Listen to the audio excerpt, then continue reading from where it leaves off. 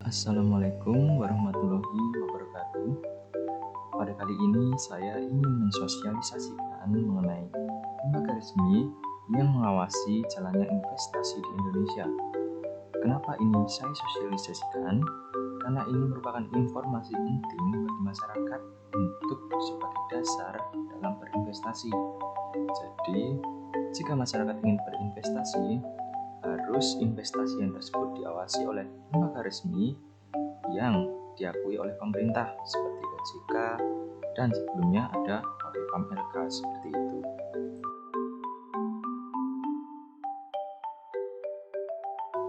Oke, kita ketahui bahwa ada beberapa lembaga keuangan yang mengawasi jalannya investasi di Indonesia. Yang pertama itu ada BPAM LK atau Badan Pengawas Pasar Modal dan Lembaga Keuangan. Oke, untuk mengenal lebih jauh mengenai BPAM LK, tetap stay di video ini ya. Oke.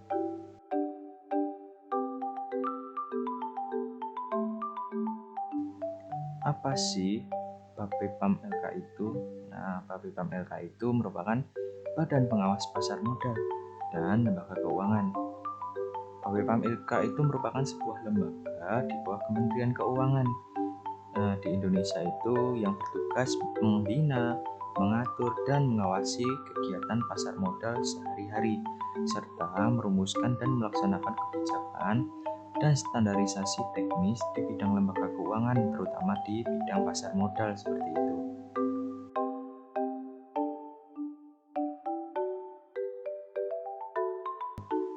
Oke, yang selanjutnya itu mengenai alih fungsi tugas BPAM LK kepada OJK.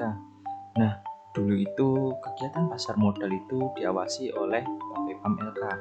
Kemudian pada saat ini, sampai hari ini, kegiatan pasar modal itu diawasi oleh OJK. Nah, hal itu berdasarkan undang-undang atau didasarkan pada Undang-Undang Nomor 21 Tahun 2011, yakni tentang Otoritas Jasa Keuangan yang terhitung mulai tanggal 31 Desember 2012, di mana tugas dan fungsi BPAM LK itu akan dipindah ke Otoritas Jasa Keuangan atau OJK seperti itu.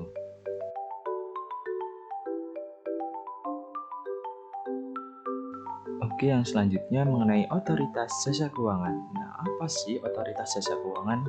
Nah, OJK kita ketahui bahwa merupakan suatu lembaga dalam mengawasi investasi di Indonesia pada saat ini. Nah, sebelum ada OJK tadi kita sudah membahas mengenai BPAM LK. Berikut Otoritas Jasa Keuangan saya paparkan.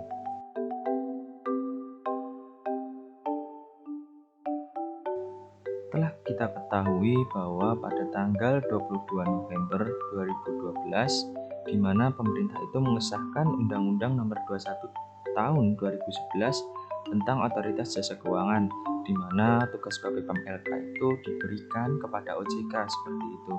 Nah, kemudian setelah itu OJK itu yang didirikan dengan tujuan atau mempunyai tujuan agar keseluruhan kegiatan di dalam sektor jasa keuangan itu menjadi teratur. Nah, teratur itu bagaimana sih? Nah, akan kita bahas pada bab selanjutnya.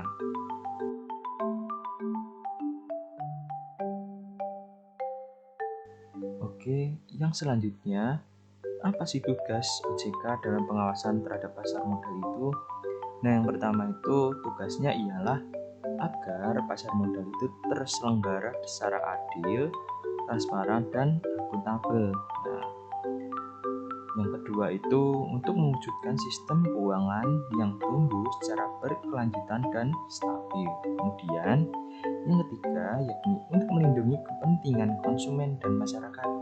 Nah, ketiga tugas itu merupakan tugas utama OJK dalam pengawasan terhadap pasar modal agar pasar modal itu mendapat kepercayaan oleh masyarakat sehingga pasar modal itu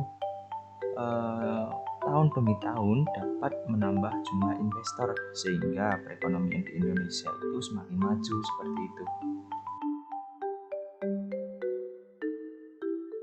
Oke ya, kita akan melanjutkan mengenai pembahasan struktur perlindungan pemodal dalam pasar modal di Indonesia atau dalam investasi di Indonesia. Nah, itu pengawasnya itu ada OJK ya. Kemudian pemegang saham pengawas pemegang saham itu ada IDX atau Indonesian Stock Exchange.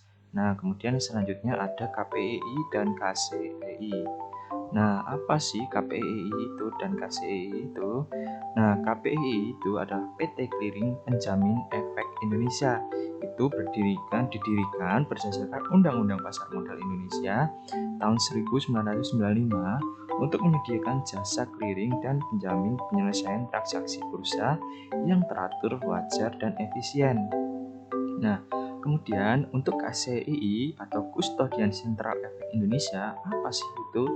Nah, itu adalah PT Custodian Central Efek Indonesia atau dikenal dengan singkatan KSEI, didirikan di Jakarta pada 23 Desember 1997 dan memperoleh izin operasional sebagai lembaga penyimpanan dan penyelesaian pada tanggal 11 November 98 seperti itu.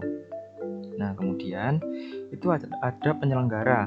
Nah, penyelenggara itu Indonesia SIPF seperti itu. Kemudian untuk anggotanya itu kustodian pertanggal 1 Januari 2014 yaitu PPE, yaitu yang mengadministrasikan rekening efek nasabah. Seperti itu. Kemudian per tanggal 1 Januari 2016 kustodiannya itu adalah bank kustodian itu sendiri. Nah, seperti itu. Kemudian pemodal. Nah, ini kan belum dibahas tadi pemodal.